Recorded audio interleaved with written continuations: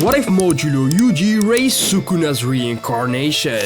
The king of curses chose to start again, and somewhere in the world, a child was born carrying that soul. Modulo Yuji felt it the moment it arrived. 83 years old, the strongest sorcerer alive, felt it from across the city, and he knew immediately what it was. The question wasn't who. The question was, what do you do when the soul that cost you everything gets the clean start it asked for? Do you walk away? Do you stay? Or do you spend whatever time you have left making sure it stays that way? Modulo Yuji already knew his answer. The soul led him to an orphanage on the edge of the city, a building on a quiet street where children without families waited for someone to come. Modulo Yuji stood outside for a moment. He felt the same ancient presence he had carried inside him for years, sitting somewhere inside that building in the body of a 6-year-old. He went inside. Nobody noticed his presence. He had spent 83 years learning how to move through spaces without drawing any attention. He found the child in the courtyard, sitting alone in the yard while the other children played. The child looked up when Modulo Yuji stopped in front of him. Big eyes, open face, the expression of a 6-year-old who hasn't yet learned to be suspicious of strangers. Modulo Yuji reached with his soul perception. It found the soul immediately and felt nothing of what he expected. No cruelty, no power, no pride, just nothing. Just the child's soul, small and unformed. Modulo Yuji looked at the child for a long time. The child looked back. Are you here to adopt someone? Modulo Yuji hadn't planned for that question. I don't know yet. The child nodded, like that was a reasonable answer. Modulo Yuji sat down on the ground next to him. The child didn't move away. They sat there for a while, the other children playing in the background. Modulo Yuji thought about 1,000 years of everything that soul had caused the world. Then he looked at the child sitting next to him and made a decision no one expected. He decided to take him in. Modulo Yuji named him Wasuke. Wasuke Itadori was the man who raised Yuji in the original timeline, Yuji's grandfather, the person who told him to die surrounded by people. The early years were quieter than expected. Modulo Yuji had spent 83 years in the Jujutsu world, every relationship defined by a mission or survival. Raising a 6-year-old had none of that. It had breakfast, school runs, arguments about whether vegetables counted as food. Wasuke had opinions about everything and was consistently wrong, yet he delivered his arguments with complete confidence. Modulo Yuji found this unreasonably funny. But there was one small problem. Wasuke couldn't keep friends. Not because he was unkind, because he said true things at the wrong moment without understanding why the moment was wrong. A classmate would show him a drawing and Wasuke would say it looked like shit. A teacher would explain something incorrectly and Wasuke would correct them in front of everyone and ask them to get another job. A group of children would find something funny and Wasuke would call them unfunny brats and then be surprised when everyone went quiet. He wasn't trying to be cruel. He just couldn't understand why people preferred comfortable lies to accurate observations. Modulo Yuji watched this happen and felt something he recognized from somewhere deep. One evening, Wasuke looked at Modulo Yuji across the dinner table and said without any particular emotion, "You have a lot of scars, more than other people's parents." Modulo Yuji put down his chopsticks. That is true. You also look so stupid when you pick me up from school wearing a hoodie like you're a depressed teenager. Also true. Wasuke thought about it. I don't mind, he said. I just thought you should know. Modulo Yuji looked at him and felt from somewhere deep the ghost of something ancient, a presence that had spent its entire existence being feared or used. Wasuke went back to eating. Modulo Yuji said nothing. The thing is, the loneliness wasn't Sukuna's surfacing. It was just Wasuke, a boy who told the truth and couldn't understand why that cost him everything. 10 years passed. Wasuke had just turned 16. Modulo Yuji looked exactly the same as the day he walked into that orphanage. Wasuke had noticed this years ago and mentioned it once across the dinner table. You don't look any older. I know. That is strange. Yes. When Wasuke was 13, something shifted. Not the soul. The soul was the same blank presence it had always been. Something around the soul. A ridiculous amount of cursed energy had started forming around him. Modulo Yuji sat down across from him. Something is different, right? Wasuke said. Yes. What is it? Modulo Yuji looked at him for a long time. He had planned for this moment, had known it was coming since the courtyard of the orphanage 10 years ago, had rehearsed versions of what to say, how much truth to give, how to explain what Wasuke was carrying without explaining who had carried it before.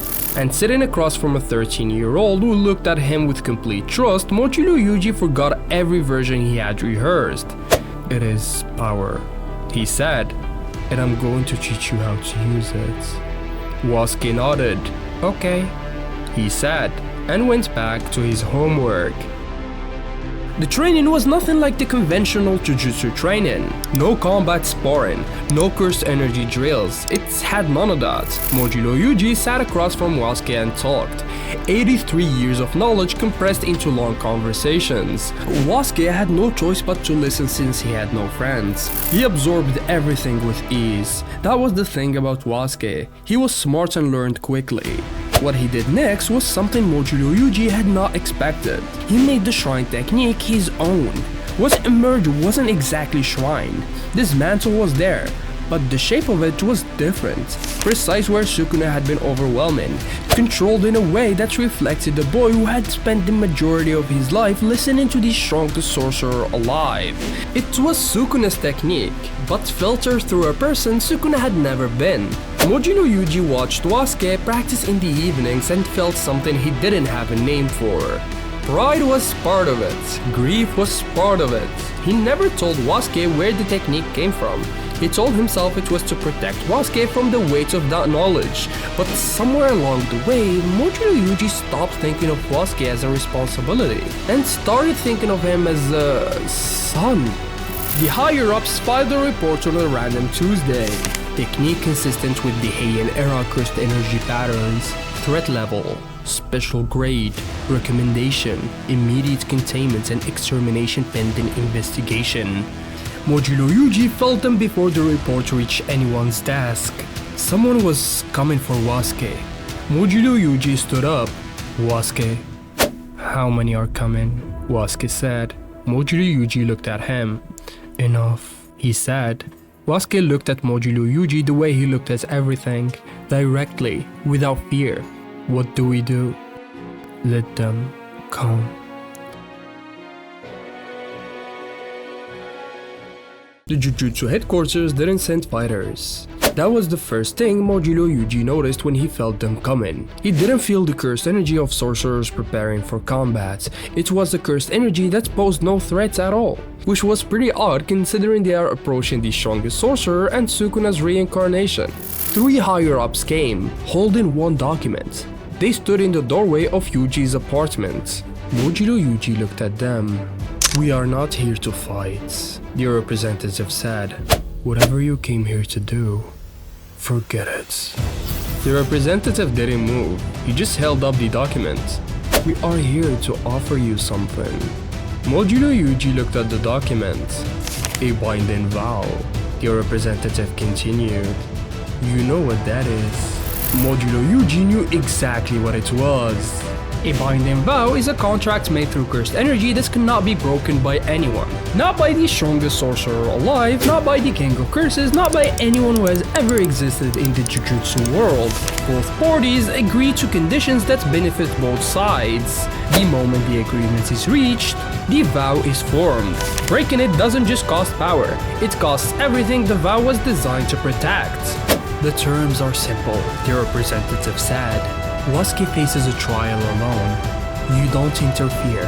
If he survives, the extermination order is permanently lifted. He gets to exist without being hunted. Modulo Yuji said nothing. And if you interfere, the order becomes permanent. Unconditional. No appeal. No negotiation. Forever. Modulo Yuji looked at the documents, then he looked at the door to the next room. Behind it, Wasuke, wearing the hoodie he borrowed from him without asking. The higher-ups had not come to fight him. They had come to give Wasuke a chance at a real life.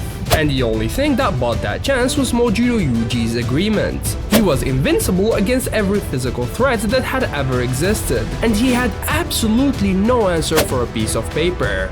So he signed. Wasuke came out of his room right after the higher-ups left. Modulo Yuji was still standing in disbelief.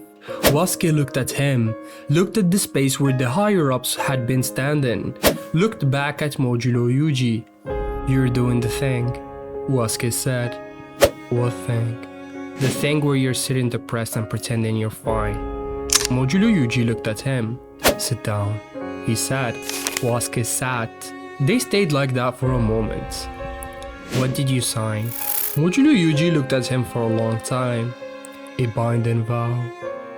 "What is that?" "A contract, made through cursed energy. Once it is signed, it cannot be broken by anyone."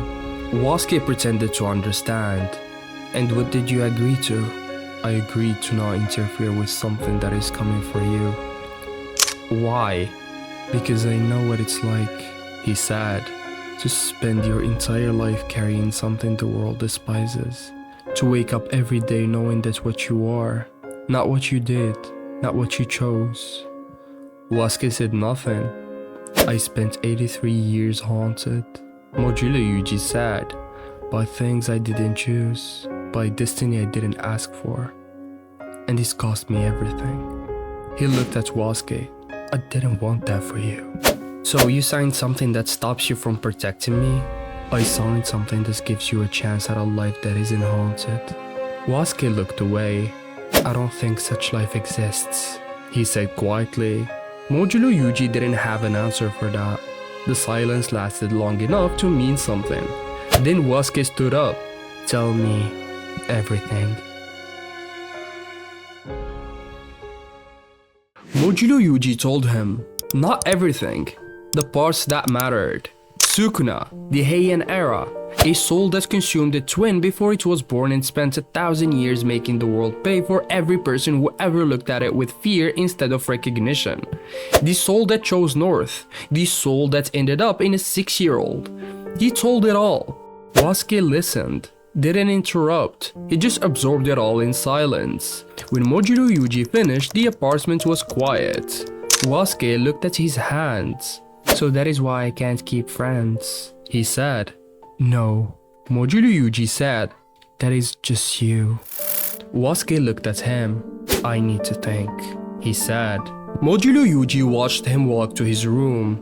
He came back 2 hours later, backpacked, his original white shirt on, and his hoodie, the one he had borrowed without asking, folded on the table.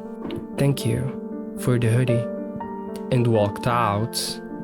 Modulo Yuji understood something he had not understood when he signed the document. Wasuke leaving wasn't the reincarnation failing, it was the reincarnation working. Sukuna, the real Sukuna, the one who spent 1,000 years consuming everything the world put in front of him, would never have walked out of a room to protect someone else, would never have folded a hoodie and said thank you and made someone else's burden smaller by removing himself from it. Wasuke did. That wasn't Sukuna, that was Wasuke. And Modulo Yuji, who had spent 10 years making sure the blank page stayed blank, finally understood that the blank page had not stayed blank at all. It had just been written on by someone different than expected. So here is the answer to the previous question. How far would you go to protect someone the world decided was never supposed to exist? Far enough. Far enough to sign away your ability to protect them directly. Far enough to watch them walk out the door and understand.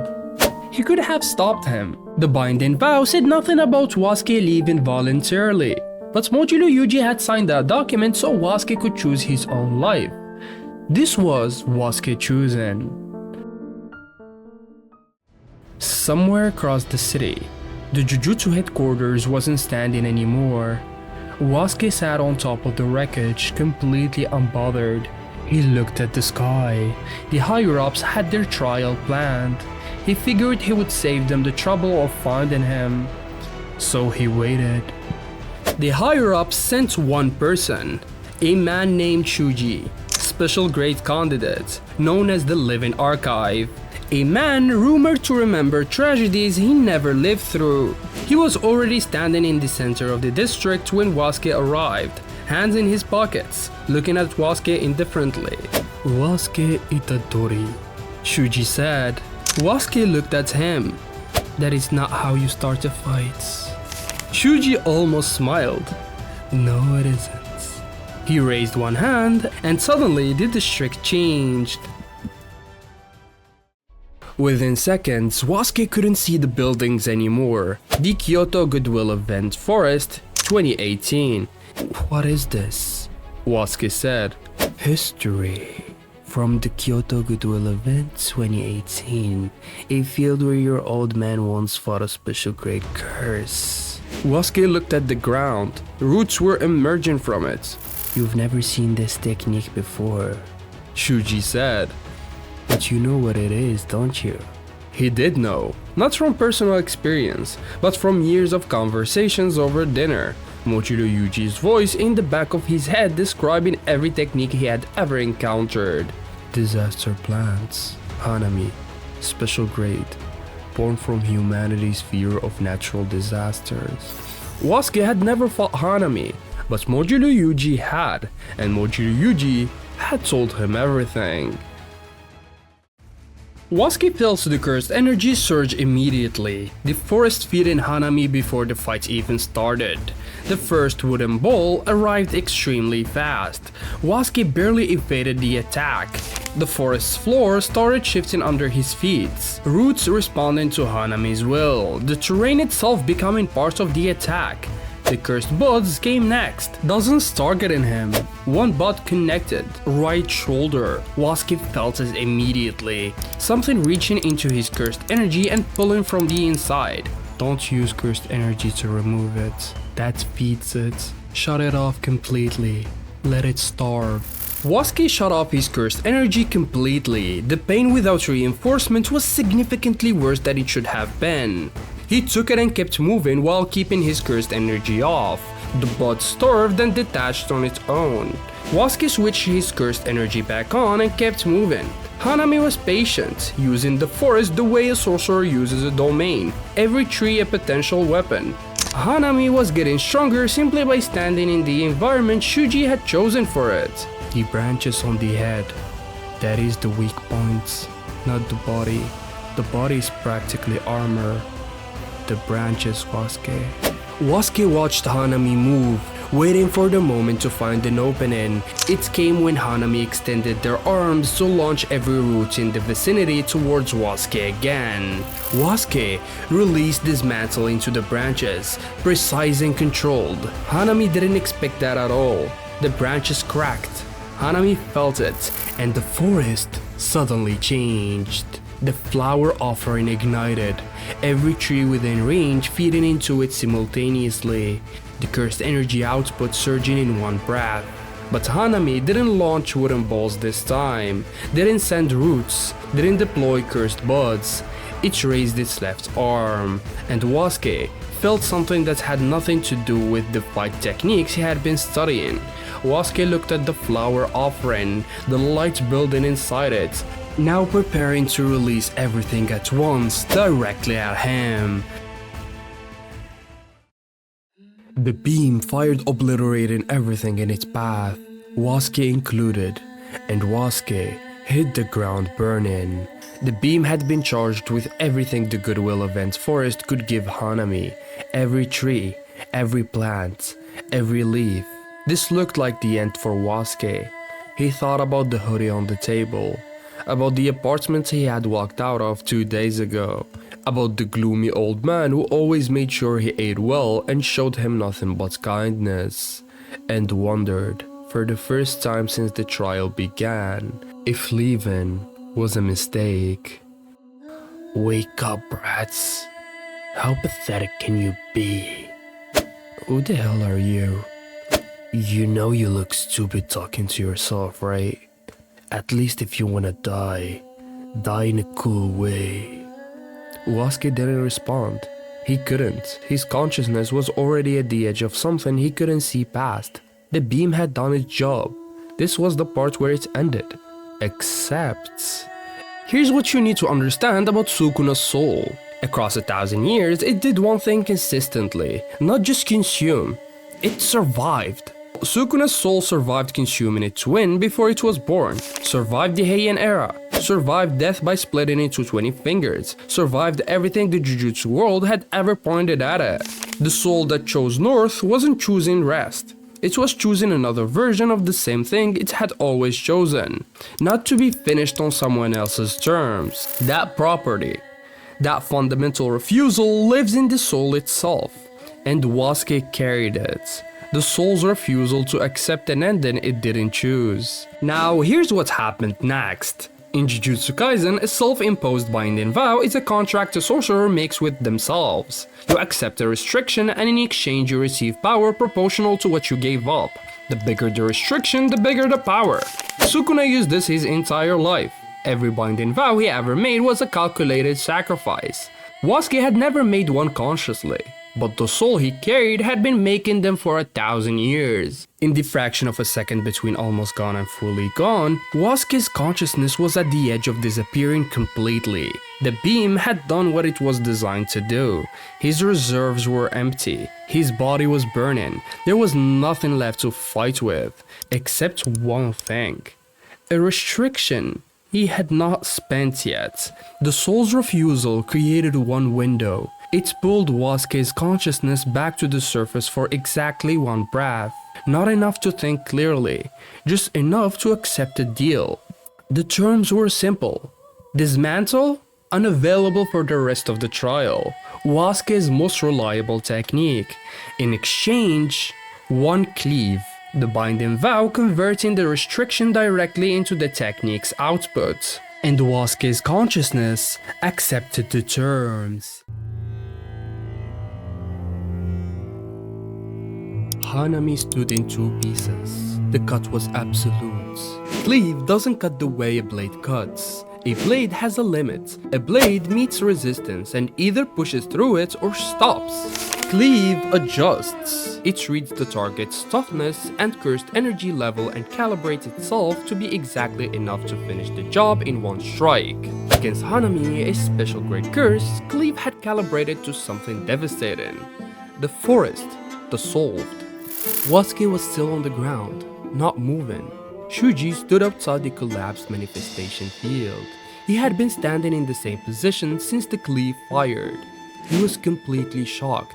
"That is not supposed to happen," he said. Then the temperature dropped. Every surface in the sealed district frosting over simultaneously. Shuji's breath becoming visible. The moisture in the air crystallizing around him. Shuji turned. He heard footsteps from the far end of the streets, a figure emerging through the frost. Shuji felt the cursed energy output before he saw the face. It was Uraume. Uraume walked through the sealed district without looking at Shuji, without acknowledging his existence, seeing only one thing. They stopped, stood over Wasuke, and knelt slowly. "Lord Sukuna's soul," Uraume said quietly. "I finally found you." Before we talk about Uraume, we need to talk about Shuji's technique, because what just happened only makes sense if you understand what Shuji's technique actually is. Cursed energy leaves marks. That is the foundation of everything. Every moment of overwhelming negative emotion strong enough to produce cursed energy leaves a trace on the environment it happened in. Most sorcerers can feel these traces vaguely. Shuji reads them completely. His cursed technique, Echoes of Suffering, allows him to perceive and extract cursed energy residuals from any location where a significant battle or traumatic event left its mark. Shuji can find it, pull it out, and force a target to physically interact with the reconstruction of that historical moment. That is what the Kyoto Goodwill Event Forest was. The technique has 2 limitations though. First, the reconstructions, which are called echoes, don't fight Wasuke as Wasuke. Shuji's technique copies the cursed energy signature of the original targets, in this case Yuji, Itadori, and Todo during the Kyoto Goodwill events. The Echo perceives Wasuke as those two people, and fights him the way Hanami fought them. And when the historical moment should have ended, when Hanami retreated from Gojo's hollow purple, Shuji's technique intervenes. It extends the moment through cursed energy output and keeps the Echo alive past the point history originally allowed. The Echo doesn't stop until Shuji lets it stop or until it is destroyed. That is the real technique. Not just reading history, it is also rewriting how long it lasts. Second, and this is the one even Shuji didn't know about, the technique works both ways. When Shuji reads a cursed energy trace, he doesn't just look at it from the outside, he absorbs it, takes it inside himself, processes it through his own perception before turning it into an echo. Every echo Shuji has ever built required him to first take the original cursed energy into himself, which means Shuji isn't just a reader, he's a receiver and a transmitter at the same time. Think of it like a radio tower. A radio tower picks up a signal, processes it, and then broadcasts that same signal outward, whether it wants to or not. Anyone tuned to the right frequency can hear it. Shuji's technique works exactly the same way. Whatever cursed energy he absorbs to build an echo, he radiates outward, automatically, without choosing to, without even knowing it is happening. And this time, what he was carrying was the strongest thing he had ever absorbed. But here's what Yuji didn't understand until Uraume was already kneeling over Wasuke's body. The figure emerging through the frost wasn't the real Uraume. Uraume died a long time ago, the moment Sukuna fell in Shinjuku. What Yuji's technique had broadcast wasn't just Sukuna's soul signature. It had absorbed Uraume's cursed energy traces too, the emotional imprint of 1,000 years of devotion to one's soul. It found the most significant cursed energy response to that signature in history and reconstructed it. Uraume's hand was on Wasuke's chest. Something underneath Wasuke's skin was waking up. Not consciousness, not yet. Just cursed energy reorganizing itself. Shuji took a step back. Somewhere in the thousands of historical fragments he had absorbed across his career, he had read about this exact signature, the body refusing the verdict. Cursed energy flipping its polarity at the last possible second, turning destruction into its own undoing. Reverse curse technique. There you are, Uraume said quietly. Uraume's hand stayed exactly where it was. Wasuke didn't move either, not yet. His body had not caught up to the fact that it was supposed to be dead. He just lay there, breathing, feeling the cold concrete underneath him and the strange warmth of someone's hand on his chest. Shuji stood several feet back. He had not moved since the moment Wasuke's eyes opened. He just watched. The boy who shouldn't have survived, and the thing that shouldn't exist, looking at each other in the wreckage of a trial that was never supposed to go this far. Shuji had built echoes before. He had watched people survive impossible things before, but he had never watched something like this. A dead boy waking up, and the most loyal follower in Jujutsu history kneeling beside him like they had been waiting their whole existence for exactly this moment. He didn't know what came next. Across the city, Modulo Yuji felt it the instant it happened. He had been standing completely still for almost a full minute, not moving, barely breathing, because Wasuke's cursed energy, the signature he had known since Wasuke was 6 years old, had simply gone out. And then, all at once, it came back. Modulo Yuji's whole body relaxed for just a second. Wasuke was alive. But underneath that signature, there was something else now. Something old. Something that had not been there an hour ago. He didn't know what it was. He only knew it scared him. Modulo Yuji looked around the apartment. Everything was exactly the same as it had been. The table and the hoodie still folded. Still sitting exactly where Wasuke had left it 2 days ago. Right before he walked out the door for the very last time. Modulo Yuji picked it up. Held it for a moment. He had signed a vow. He was not allowed to interfere with the trial, not allowed to help, not allowed to step in, no matter what's happened. But was this still the trial? Wasuke had already died once. Something new had arrived that nobody, not the higher-ups, not Shuji, not even Modulo Yuji himself had ever planned for. Maybe the rules didn't cover this anymore. Maybe they did. He didn't know. And for the first time in a very long time, Modulo Yuji didn't wait to find out. He picked up the hoodie, held it tightly in one hand, and walked toward the door. Wasuke's eyes were open. "You're still here?" Wasuke said. "Yes." Uraume said. "I was hoping that was a dream." It wasn't. Wasuke looked at the hand still resting on his chest, then at the frost still coating every surface around them, then back at Uraume's face. "Can you stop looking at me like that? I don't know what you are, but you're creeping me out." "I haven't seen you in ages, my lord. I'm allowed to stare." "You haven't seen me ever! I'm 16, we've never met!" "Your soul and I are very well acquainted." "My soul didn't ask for that!" Uraume tilted their head. Sukuna never complained about being looked at. "Fuck Sukuna!" Uraume was quiet for a moment. Most people who said that ended up regretting it. Uraume said finally, "I'm not most people!" "No, you really are not. You are special, my lord." Wasuke stared at them. "Don't call me that." "It's what you are." "It is what he was! I'm nothing like that monster. He consumed things, fights, people, places, because consuming was the only thing that felt like not being alone." Uraume was very still. "Yes, exactly like that." The frost around them stopped moving entirely. "I'm not him. I left 2 days ago. I left the person who raised me because staying would have cost him something I didn't want him to pay. Sukuna wouldn't have done that." "No, he wouldn't have." "So whatever you came here for, I'm not the answer." Uraume looked at Wasuke for a long time, not at the soul underneath, at the person in front of them, 16 years old. Chest wound still healing, saying the truest thing anyone had ever said about Sukuna without knowing it.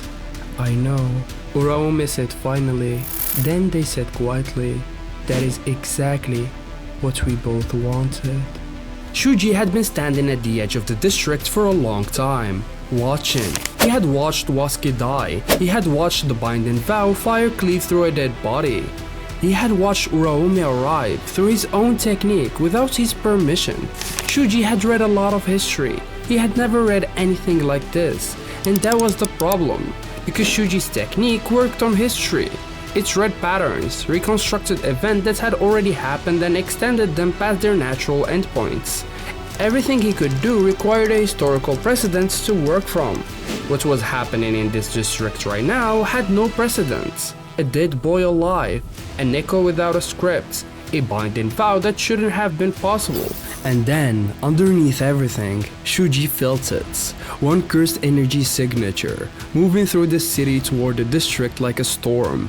Modulo Yuji, the strongest sorcerer alive, didn't rush. He didn't need to. And that was the most terrifying thing Shuji had ever felt. Shuji didn't handle the pressure well. Domain expansion. Suffering games. That was Shuji's response.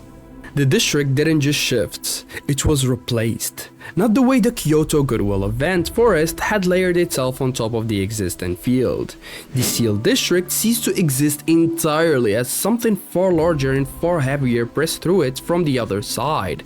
Shinjuku, December 24, 2018. The cursed energy residuals of that night were the deepest scars Shuji had ever read, the most significant event in modern Jujutsu history, leaving marks on reality so profound that 68 years had not come close to fading them. He had absorbed all of it, never intended to use it like this. Inside Suffering Games, the guaranteed hit wasn't one technique landing automatically. It was the domain reading the soul of the target and reconstructing the specific historical event most connected to that soul at maximum output. Impossible difficulty. Not the Shinjuku showdown as it happened. The impossible difficulty setting removed the sequence entirely. Every opponent Sukuna faced that night manifesting simultaneously, all of them at amplified output, at the version of themselves that existed at their absolute peak. Wasuke's soul registered to the domain as Sukuna, and the domain began building his gauntlet accordingly. Soul Dismantle, the technique that targeted the boundary between souls, aimed not at Yuji but at domain's exterior barrier, intended to fracture the activation before the impossible difficulty setting completed its initialization. Shuji felt his coming, reached for the nearest echo available without thinking. Jogo. This special grade curse manifested between Modulo Yuji's Soul Dismantle and the domain's barrier. Jogo's echo stood in two pieces. The barrier held. Shuji on his knees, reserves dropping from the effort maintaining the domain and surviving the technique aimed at something else entirely. The trial ended when he died. The vow doesn't cover what comes after. Modulo Yuji was already inside, and in the ruins of Shinjuku 68 years ago, the first echoes began to manifest. Not one, not two, all of them simultaneously. Wasuke stood in the middle of it, chest wound still healing, looking at the beginning of the most catastrophic gauntlet in the series' history forming around him. Uraume to his left, Modulo Yuji arriving through the domain's interior a moment later, looking at Wasuke looking back. Neither of them said anything. There wasn't time. Modulo Yuji moved before the echoes finished forming. He read the formation in half a second. Yuta first. Remove the most versatile threats before it could copy anything useful from the current situation. Soul Dismantle. Yuta's echo's head hit the domain floor before the body understood what happened. Gojo Satoru moved next. The speed of infinity operating at maximum output. The distance between Gojo and Wasuke collapsed into zero before Modulo Yuji's Soul Dismantle had finished its arc through Yuta's echo. Modulo Yuji turned one step toward Wasuke and found himself somewhere else entirely. Not Shinjuku, a courtroom. Higuruma across from him. And in Shinjuku, Wasuke found himself alone, facing the Honored One.